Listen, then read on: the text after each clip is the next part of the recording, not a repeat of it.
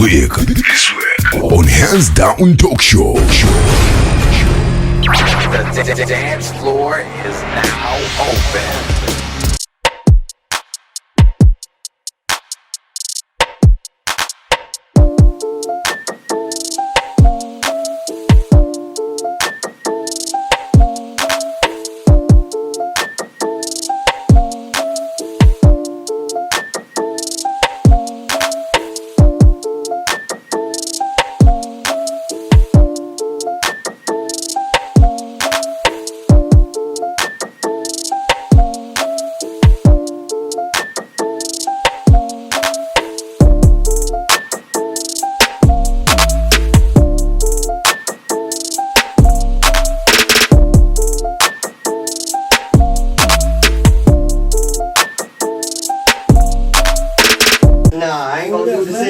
But you know, yes, sir, we're still killing it though. So good, though. Yes, sir. Yeah. What you sipping on, bro? I'm sipping on a bud. Right? I call it Wiser too because I get wiser every time I sip it. So you see what I'm I saying? live it to sippy. Well, Tac, man. sip. There you go. There you go. S&P to the tap, man. Yeah. Well, this bone, man. Cali swag. We ain't even got to talk about that, but every time we talk about that, we got to bring it right back like, shit, who the fuck are you? What are you talking about? And it's like, nah, man, explain. So here we go again. Alright, man, TJ, man, this is some real stuff going on down here, man. Yes, sir. People want to hear, people want to know what you represent. Say cheers, man. Hey, welcome cheers to the you, crib, brother. man. You already Yes, know, sir. man. Yes, sir. You know what I mean? My man Zal in the building, man. Next level Killing in the it. building. I'll see you, B. Representing. Yes, sir. See what I'm saying? Well, yes, sir. Stuff, man. Do all that, man. So, my man TJ, man, you've been in the game for a long time, man. So, For a bit. what you really going on right now, man? What you up to? You know what I mean? How's Cali? How's everything? How's life treating you, man? Alright, so like I left Texas like in '08, and it was different back then, you know, like when I left Texas people were more nicer, and then I went to Cali, it was grime, you know, it was different. Yes, sir. I stacked my paper, you know, no difference, you know what I'm saying, but at the same time, like in 10 years that I spent in California, yes, sir. I'm still thinking about the same thing. I'm like, damn, I wish I never left. I can't change that, you know what I'm saying? Like it is what it is, you know. Yes, I love sir. Texas to the fullest. You know I what rep I'm it to the fullest, you know. And I feel bad for people that say that the South ain't got nothing. You know what I'm saying? Yes, sir. What up, man? So, what's the challenge that you ever faced? Like, what's the craziest thing you ever faced when you came to USA or shit like that? The biggest challenge I ever had, man, was, you know, I got here and it's supposed to be somebody to pick me up, man, and they didn't just pick me up. It took them a couple hours, you know, and I had to use the phone. Like, I didn't know what the numbers were, you know, like, it was different with the area codes and everything. Yes, sir. And, like, I sat, matter of fact, I'll tell you a real story. So, you know, back then I came through, my father told me that I come to Texas, everything gonna be like warm as hell, right? It was not. It was not. I came here in sandals, right? I had a t-shirt on and some shorts, bruh, like. Yes, sir. And I got here, it was February 14th, you know, Valentine's Day. Happy Valentine's to everybody who's still listening, right? You know what I mean? Happy Mother's Day. Yeah, happy Mother's Day to everybody else too, you know.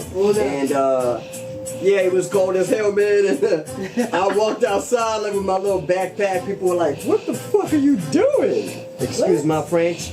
I'll never do that again. But it was like, I sit right here and I still think about it. I'm like, wait a minute. It took a flight attendant to help me out, and she was like, "Look, what are you gonna do right now? Like, what's going on?" Yes, and I said, "I don't know. This is the number I'm supposed to call. Can you help me?" And she said, "Okay." And she helped me out. I didn't sleep with her, but you know, I wish I did. Like, I even till today. But anyway, it was a great thing because she took the time to actually help somebody like me who's a stranger, you know. She never knew anything about me. Yes, sir. And it changed everything for me. That was demographic. So, like, the first thing I learned when I landed in Texas was there are some people that will help you out. Yes. Keep it real. Yes, sir. Swear to God. And then you already know, man, like everybody know, when you go to somewhere, new places, you have to learn the game first. Yeah. So who put you in the game when you came to Texas? You know what I'm saying? Like the real game. We're talking about the real game. Who put you in the game? It was very difficult. I didn't have nobody. I didn't know how to dial numbers. it was like 001 and stuff. Like my dad just gave me a bunch of stuff, and Yes, sir. I never could understand that. But at the same time, I had a flight attendant that I asked questions, and she was like, "Hey, hold on, what exactly is going on? Why are you stuck here? It's cold in Texas. You got sandals on, you got a t-shirt on. It's Valentine's Day and you cold right now." You And I know said, it? "Yes, I am. Can you help me?" And I gave her that, and she did something for me that only one other person that I know did that for me, you know, and Yes, I sir. respect that, you know. So I can never change that. It was a challenge for me not knowing what to do. And then secondly, it was a challenge because it's not that I couldn't speak English. It was more like I have no people, like I had no support system, you know. I had no network, you know. And my brother though, I met him like maybe like a couple months after that. He put me in the game.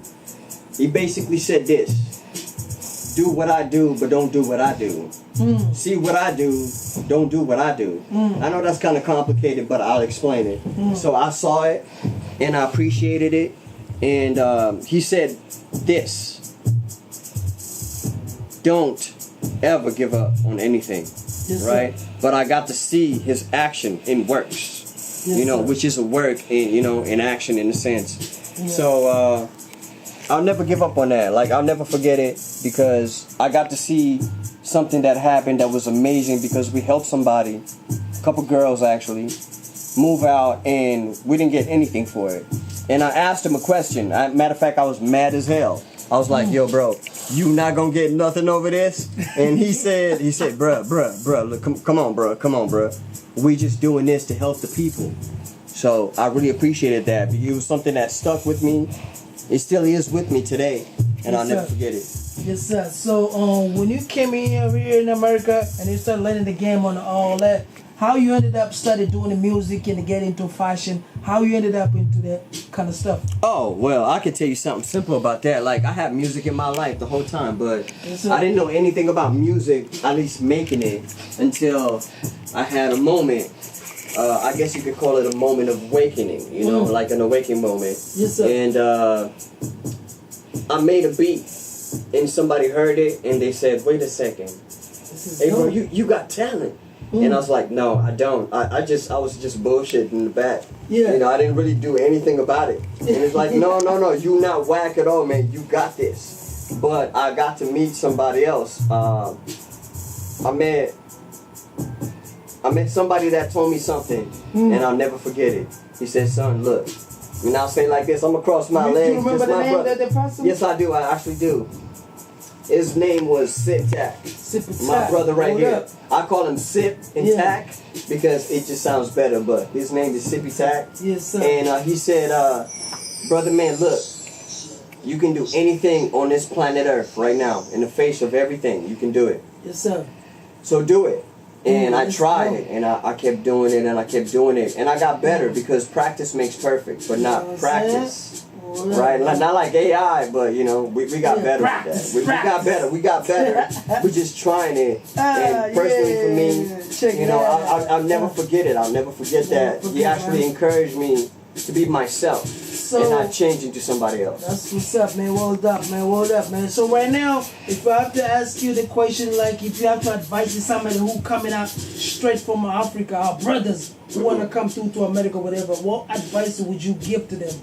Like, what You did know they what? expect it? Well, what did they expect it? I think expectations mean nothing when you come to America, because you don't know what to expect. Right. However, I'll tell you this though: you need to have a network. You need to have a social network. You need to have Yes, sir. people that you connect with that can actually help you on a real life basis. Not social media, not, you know, none of that. Like, you know, I don't have to call you for you to tell me that, "Oh yeah, you know what, I got you.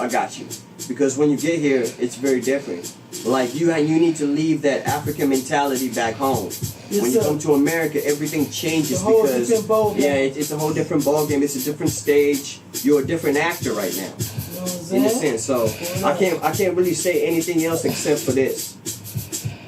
I would rather you take the time to learn from people than act like you know. Yes, sir. I That's like it. that. That's big. Yeah. That's big right there. Yeah. World's Ball, man. This is what we do. You already know, This is man. Hands Down Record represent. This is segment part 1. We're going to continue with part 2.